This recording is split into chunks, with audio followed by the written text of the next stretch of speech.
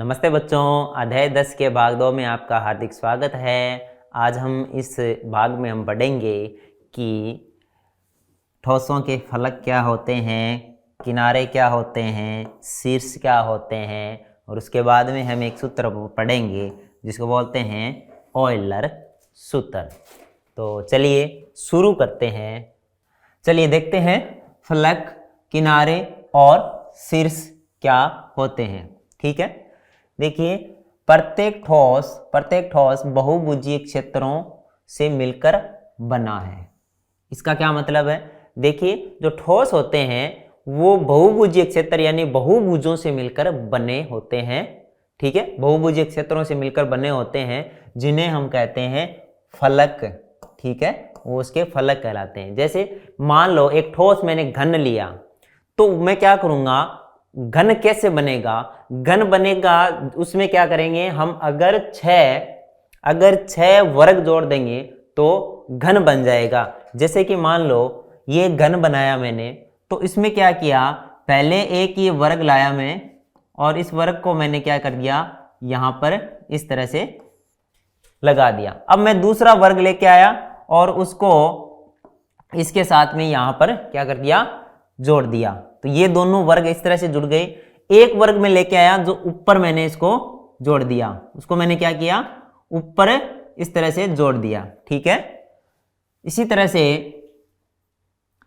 तरह से मैंने क्या किया, फिर एक वर्ग लेके आया जो इसके पीछे मैंने उसको क्या कर दिया, इसके पीछे वाले भाग में इसको जोड़ दिया। ठीक है, उसी तरह से एक नीचे जोड़ दिया मैंने और इसी तरह से एक पीछे जोड़ दिया। तो इस तरह से ये 6 वर्गों को मैंने जोड़ा तो क्या बन गया, एक ठोस जिसका नाम क्या था, घन बन गया। क्या बन गया? घन बन गया। घन किससे बन के बना? वर्गों से। तो वर्ग क्या है, एक बहुभुजीय यानी 2D है। तो 3D क्या होते हैं, 2D आकारों से मिलकर ही बने होते हैं। तो जो बहुभुजीय जो वर्ग है उससे मिलकर क्या बना, घन बन गया। इसी तरह से जिन भी बहुभुजों से मिलकर यह बना होता है वो बहुभुज क्षेत्र उस ठोस का क्या कहलाता है, फलक कहलाता है। जैसे मैं इस घन की अगर बात करूं तो ये वाला जो बहुभुज यानी ये एक वर्ग है, ये एक वर्ग इसका एक क्या कहलाएगा, फलक कहलाएगा। ये इसका क्या है, एक फलक है। ये क्या है, इसका फलक है। इसी तरह से ये वाला जो इसका वर्ग है ये भी इसका क्या है, फलक है। ठीक है, ये ऊपर वाला जो वर्ग है ये भी इसका क्या है, फलक है। यानी कि इसमें हमने क्या किया है, 6 वर्ग जोड़े हैं तो घन के कितने फलक हो गए, 6 फलक हो गए।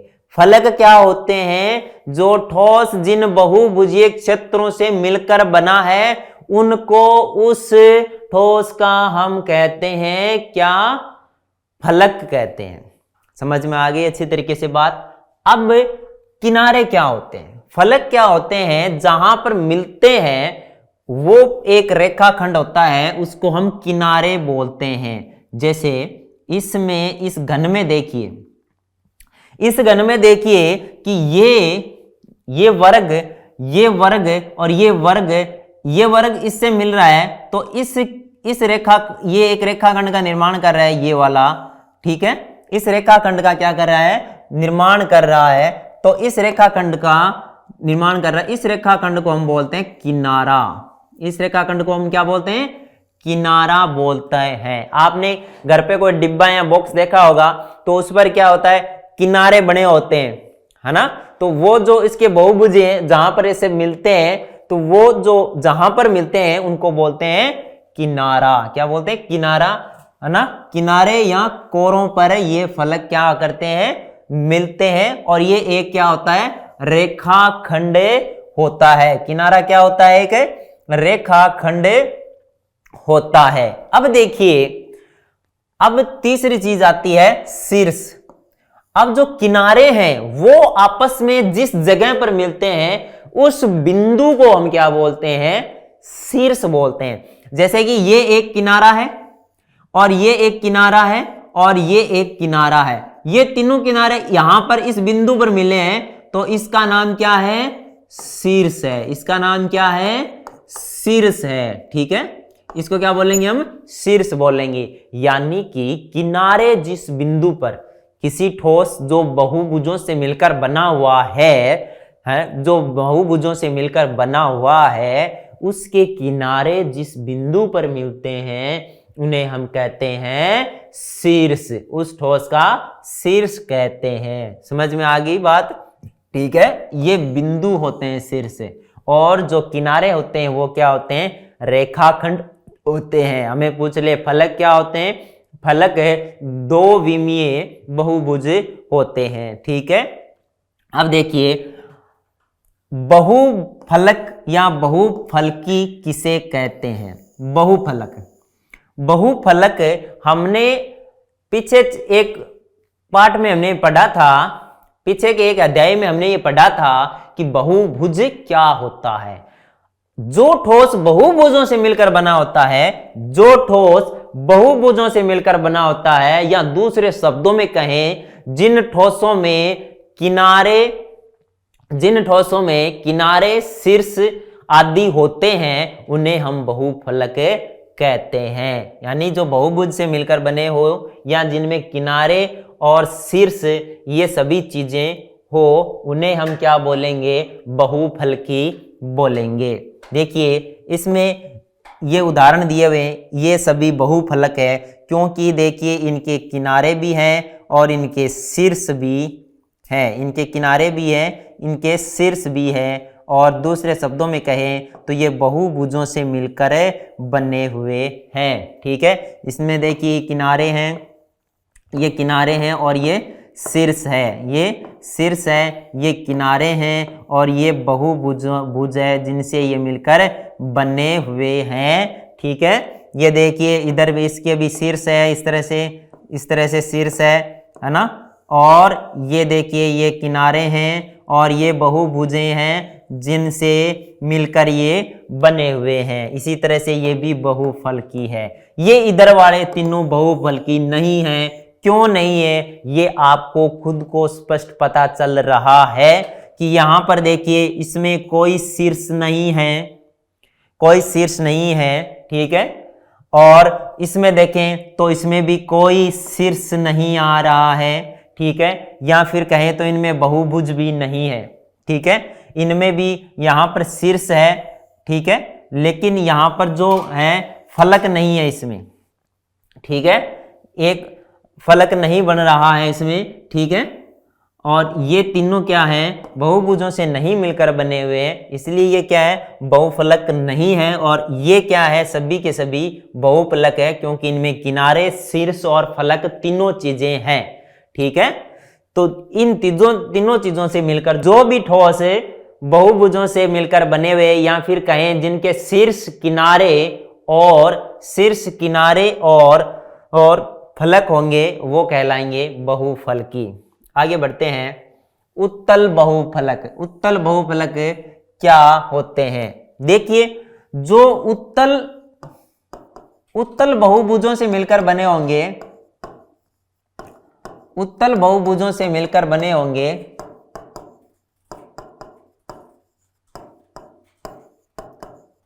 उत्तल बहुभुजों से मिलकर बने बहुलक क्या कहलाएंगे?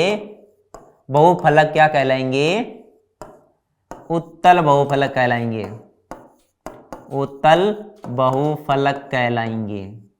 ये उत्तल बहुभुजों से मिलकर बने हुए हैं क्योंकि उत्तल बहुभुज हम पहले से पढ़ चुके हैं, यानी कि जिनका विकिरण बहिर्भाग में ना हो वो उत्तल बहुभुज होते हैं। और उत्तल बहुभुजों से मिलकर बने हुए बहुफलक क्या कहलाएंगे? उत्तल बहुफलक कहलाएंगे। ये उत्तल बहुफलक नहीं है क्योंकि ये क्या अवतल बहुभुजों से मिलकर बने हुए हैं। अवतल बहुभुजों से मिलकर बने हुए हैं। जैसे इसमें इस बहुभुज की बात करें, तो इसका विकिरण बाहर जाएगा।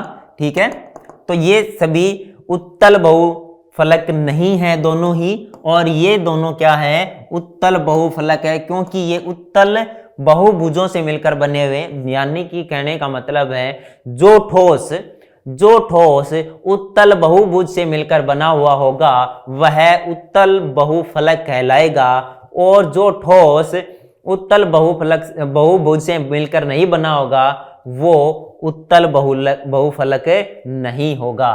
आगे चलते हैं। समबाहुफलक।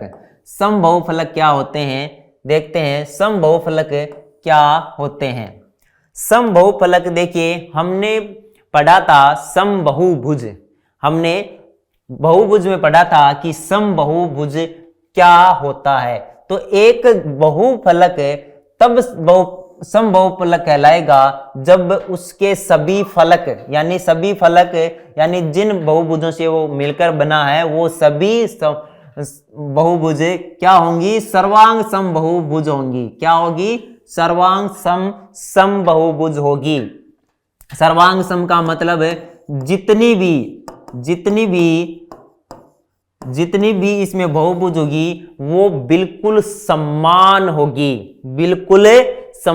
होगी, यानी कि एक जैसी ही होगी। ये देखिए एक घन है, इस घन में देखिए यहां पर एक वर्ग है, उसके जो माप है वो बाकी सभी वर्गों के माप के बराबर है। यानी कि ऐसा नहीं है कि एक वर्ग का माप 5 सेंटीमीटर है तो दूसरे का माप हो जाएगा 3 सेंटीमीटर, यानी कि वो बिल्कुल एक जैसे होने चाहिए। और साथ में क्या होना चाहिए, समबाहुभुज होनी चाहिए। समबाहुभुज हम पहले से पढ़ चुके हैं, समबाहुभुज होना चाहिए। समबाहुभुज हम पहले से पढ़ चुके हैं, क्या पढ़ा था, जिसकी सभी भुजाएं समान होगी, ठीक है, सभी भुजाएं भी समान होगी और सभी कोण भी क्या होंगे, समान होंगे, वह कहलाएगी समबाहुभुज। क्या कहलाएगी, समबाहुभुज कहलाएगी। यानी कि वह बहुफलक है जो समबाहुभुज सर्वांग समबाहुभुजों से मिलकर बना होगा, वह क्या कहलाएगा, समबाहुफलक कहलाएगा।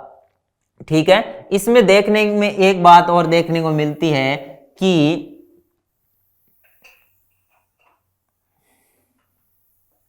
इसमें जो शीर्ष बनते हैं, देखिए शीर्ष बनते हैं, इसमें ये शीर्ष देखिए आप, ये शीर्ष देखिए, यहां से ये देखिए यहां पर कितने फलक है, एक फलक जुड़ा हुआ है इससे ये, और दूसरा फलक कौन सा जुड़ा हुआ है, ये, इसमें दो फलक मिलकर ये वाला शीर्ष बनाते हैं। अब इस शीर्ष को देखोगे तो इससे भी क्या कितने फलक जुड़े हुए हैं, एक वेव, माफ कीजिए,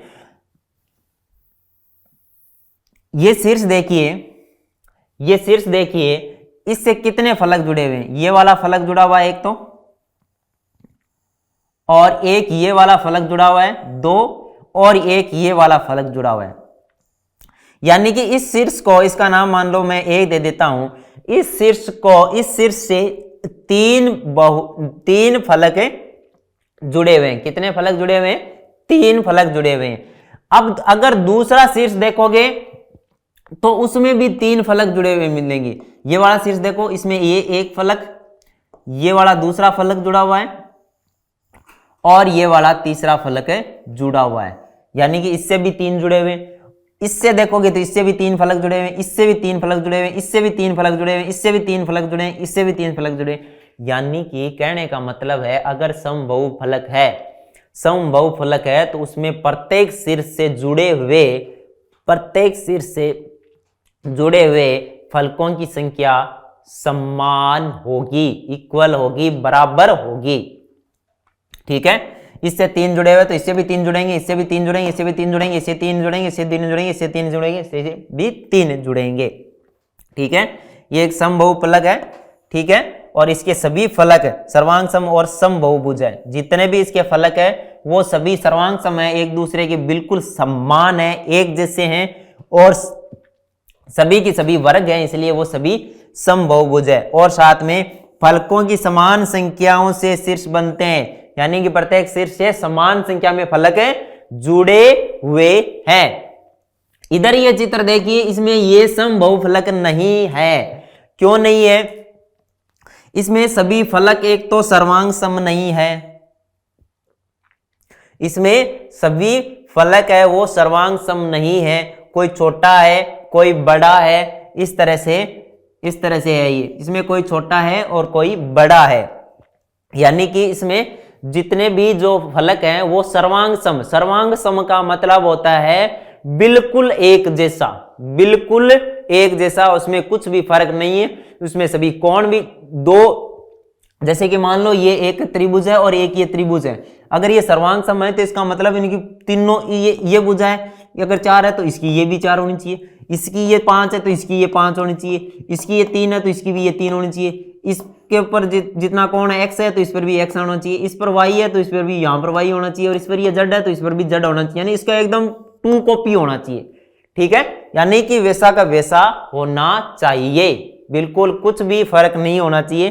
तो इसमें जो फलक है वो सभी सर्वांग सम नहीं है। ठीक है, और शीर्ष है वो फलकों की समान संख्याओं से नहीं बनते हैं। जो शीर्ष बन रहे हैं वो फलकों की समान संख्या से नहीं बन रहे हैं। इस चित्र में देखते हैं हम, ये देखिए ए है, इसमें 3 फलक मिल रहे हैं, इधर से ये वाला, ठीक है, इधर से ये वाला, और पीछे से एक फलक मिल रहा है, यानी ए पर कितने फलक मिलते हैं, इसमें 3 फलक मिलते हैं। ठीक है, लेकिन जो बी है, बी पर देखिए ये वाला फलक मिला, ये वाला मिला, ठीक है, एक इधर वाला मिल गया। ठीक है, इसी तरह से एक इधर से आ गया, तो ये 4 फलक मिल रहे हैं इस पर।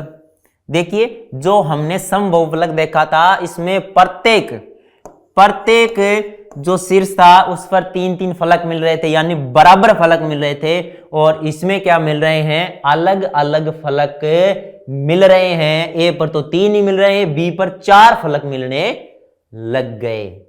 इससे हमें पता चला कि ये समबहुफलक नहीं है। अब हम समबहुफलक और जो समबहुफलक नहीं है उन दोनों में अंतर आसानी से ज्ञात करना सीख गए हैं। समबहुफलक में सबसे बड़ी बात होगी कि वह सर्वांग समबहुभुजों से मिलकर बनेगा।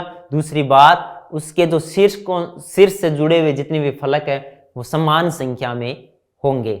आगे बढ़ते हैं, आगे है प्रिज्म और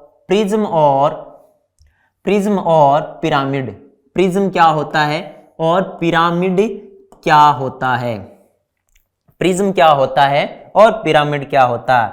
एक बहुफलक प्रिज्म तब होता है जब उसका आधार यानी जिसके ऊपर वो ठहरा हुआ है वो क्या होगा, और उसका ऊपरी हिस्सा दोनों क्या होंगे, सर्वांग समबहुभुज हो। कहने का मतलब ये है, कोई भी बहुफलक प्रिज्म तब होगा जब उसका बेस यानी आधार है और उसके ऊपर जो भी आकृतियां उसके ऊपर है वो सभी की सभी एक दूसरे की क्या होगी, सर्वांग सम होगी। क्या होगी? सर्वांग समबहुभुज होगी, यानी एकदम एक जैसी होगी, उनमें कोई अंतर नहीं होगा। ठीक है ना। इसके अलावा अन्य फलक उसके एकदम ऊपर है वो सर्वांग सम होगी, यानी जो उसका जो आधार है और उसके ऊपर वाली सर्वांग सम होगी। इसके अलावा जो अन्य फलक है यानी कि पार्श्व फलक है वो क्या होंगे, ये समांतर चतुर्भुजों के आकार के हो। ठीक है, और अन्य जो आएंगे वो समांतर चतुर्भुज के आकार के होंगे, तो उनको हम बोलेंगे प्रिज्म। ये दोनों प्रिज्म के उदाहरण है। ठीक है, उसके बाद में देखिए एक पिरामिड क्या होगा। पिरामिड के देखिए दूसरी ओर, पिरामिड क्या होगा, एक ऐसा बहुफलक होता है जिसका आधार क्या हो, जिसका आधार एक बहुभुज हो। एक बहुभुज हो, चाहे उसकी भुजाएं कितनी भी हो, 3 भुजा हो, 4 भुजा हो, 5 भुजा हो, इससे हमें कोई मतलब नहीं है, लेकिन उसका आधार है वो एक बहुभुज होगी। ठीक है, लेकिन इसके बाद में जो इसके पार्श्व फलक है यानी उसके साइड वाले जो फलक है वो एक शीर्ष वाले त्रिभुज होंगे, यानी कि नीचे कोई सा भी बहुभुज आ सकता है, त्रिभुज, चतुर्भुज, पंचभुज, षटभुज, लेकिन जो उसके जो पार्श्व वाले इस तरह से ठहरे हुए हैं वो सभी क्या होंगे, त्रिभुज होंगे। ये दोनों क्या है, पिरामिड है। तो पिरामिड और प्रिज्म हमें अच्छी तरीके से समझ में आ गए। ठीक है, प्रिज्म क्या होगा कि इसमें जो आधार है और इसका जो ऊपर का जो बहुभुज है वो सर्वांग सम होंगे।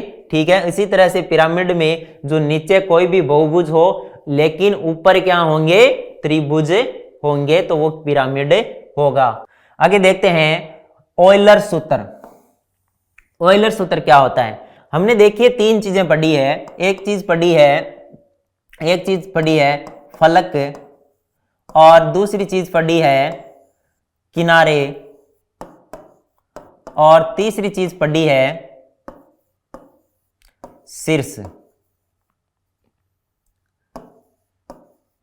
शीर्ष। ऑयलर सूत्र क्या है कि इन तीनों चीजों के बीच में संबंध स्थापित करता है। क्या करता है? संबंध स्थापित करता है। ऑयलर सूत्र के अनुसार अगर दिया गया सूत्र जैसे F प्लस वी बराबर E प्लस 2, अगर दोनों बराबर हो रहे हैं तब तो कोई बहुफलक होगा, अन्यथा बहुफलक नहीं हो सकता। यानी कि किसी भी ठोस को बहुफलक होने के लिए ये सूत्र का, इस सूत्र में आसानी से ये इसका बायां भाग और दायां भाग बराबर होना जरूरी है। देखिए इसको हम ऐसे भी लिख सकते हैं F प्लस वी माइनस ई बराबर 2। यानी कि अगर कोई भी ठोस बहुफलक है तो उसको इस ऑयलर सूत्र को सेटिस्फाई करना पड़ेगा। यानी कि इस ऑयलर सूत्र में ऐसा कैसा आना चाहिए। इसमें देखिए F का मतलब है फलकों की संख्या, और E का मतलब है किनारे, और V का मतलब है शीर्ष। V का क्या मतलब है? शीर्ष है। देखिए F का मतलब फलकों की संख्या है, और E का मतलब किनारे हैं, V का मतलब शीर्ष है। तो यह सूत्र है F प्लस वी माइनस ई बराबर 2। इसका मतलब क्या हुआ कि अगर कोई ठोस बहुफलक है तो उसके शीर्ष और फलकों को जोड़कर उसमें से अगर किनारे घटाएं तो 2 आना चाहिए, तब तो वो बहुफलक संभावित है, अन्यथा वो असंभव है। यानी कि किसी भी बहुफलक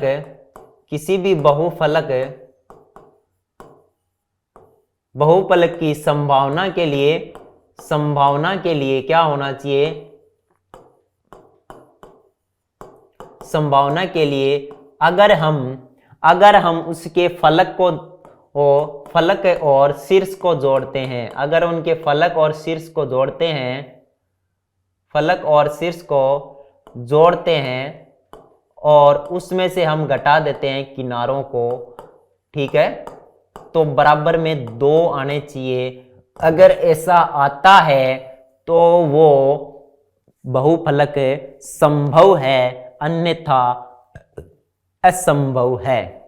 ठीक है, तो ऑयलर सूत्र हमें क्या कहता है कि अगर कोई बहुफलक संभव है तो उसके फलकों का और शीर्षों का योग करके अगर हम किनारों की संख्या घटाएंगे तो 2 आना चाहिए, तब तो वो बहुफलक संभव है, अन्यथा वह बहुफलक क्या है? असंभव है। हमने ऑयलर सूत्र अब अच्छे तरीके से समझ लिया है। हमें समझ में आ गया है कि ऑयलर सूत्र क्या कहता है कि अगर कोई बहुफलक संभव है तो उसमें फलक और शीर्षों का योग है, उसमें से अगर हम किनारों की संख्या घटाएंगे तो उत्तर आना चाहिए 2। आगे देखिए, इससे संबंधित कुछ प्रश्न देखते हैं।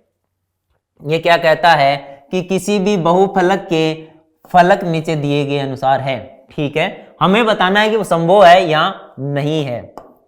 पहला क्या कहता है कि 3 त्रिभुज है, यानी 3 त्रिभुजों को जोड़कर क्या आप बहुफलक बना सकते हैं क्या? देखिए 3 त्रिभुजों को अपन जोड़ेंगे तो पूरा बहुफलक कभी नहीं बन पाएगा। ठीक है, पूरा बहुफलक कभी नहीं बन पाएगा। किसी भी बहुफलक को बनाने के लिए कम से कम 4 त्रिभुज होना जरूरी है। तो ये 3 त्रिभुज दिए हुए हैं, तो इससे क्या है, इससे बहुफलक नहीं बन पाएगा,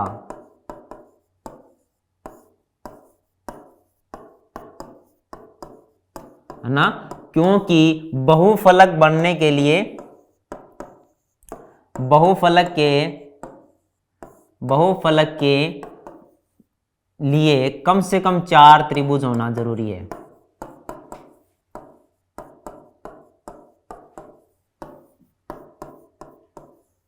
चार त्रिभुज जरूरी है। कम से कम कितने त्रिभुज जरूरी है? 4 जरूरी है। 3 से बहुफलक ठोस नहीं बन पाएगा। देखिए 4 त्रिभुज हो तो 4 त्रिभुज हो तो हमने देखा कम से कम 4 त्रिभुज है, तो 4 त्रिभुज से आसानी से बहुफलक बन जाएगा। यानी किसी भी बहुफलक के 4 त्रिभुज फलक हो सकते हैं। 4 त्रिभुज फलक हो सकते हैं, है ना। तो 4 त्रिभुज किसी बहुफलक के फलक हो सकते हैं। बहुफलक के फलक हो सकते हैं।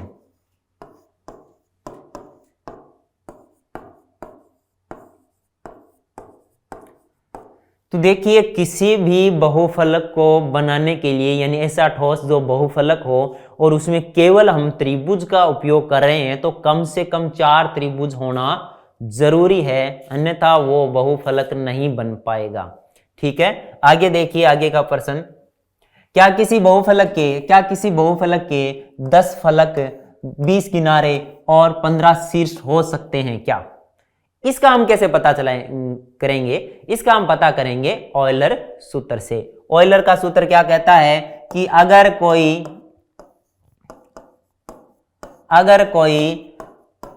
ऑयलर सूत्र क्या कहता है कि अगर कोई बहुफलक है तो उसके जो फलक हैं उनको अगर हम उनको शीर्ष में जोड़ दें और उनमें से क्या किनारे घटा दें तो बराबर में आना चाहिए 2 आना चाहिए। तो इसमें देखिए अगर ये चीजें रखने पर यहां पर उत्तर 2 आ जाता है, तब तो किसी उस बहुफलक में ये शीर्ष और ये किनारे और ये फलक हो सकते हैं।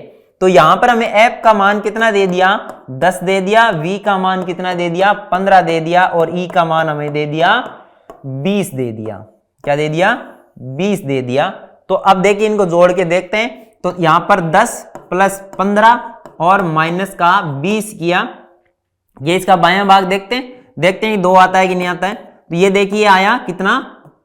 ये आया 25 और 25 में हमने घटा दिया 20, तो क्या आया? 5 आया। तो क्या नहीं आया? 2 नहीं आया। 2 नहीं आया। तो किसी बहुफलक के 10 फलक, 20 किनारे और 15 शीर्ष कभी भी नहीं हो सकते हैं। ऑयलर सूत्र यही तो बताता है कि अगर कोई बहुफलक है तो उसके जो फलक है उनको शीर्षों में से जोड़कर अगर उसके किनारे घटाओगे तो 2 आना चाहिए। और हमने यहां पर क्या किया? हमने फलक शीर्ष को जोड़ा और उसमें से किनारे घटाए तो उत्तर 5 आया, जो कि 2 नहीं है। इसलिए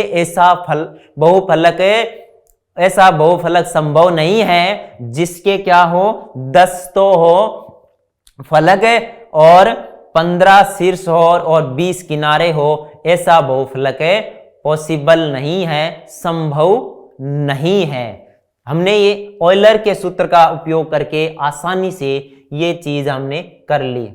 तो बच्चों ये था हमारे इस अध्याय का भाग 2, जिसमें हमने सीखा कि बहुफलक क्या होते हैं, समबहुफलक क्या होते हैं, प्रिज्म क्या होते हैं, पिरामिड क्या होते हैं और ऑयलर सूत्र क्या होता है और वो किस तरह से काम करता है, और उससे संबंधित कुछ प्रश्न भी हमने किए थे।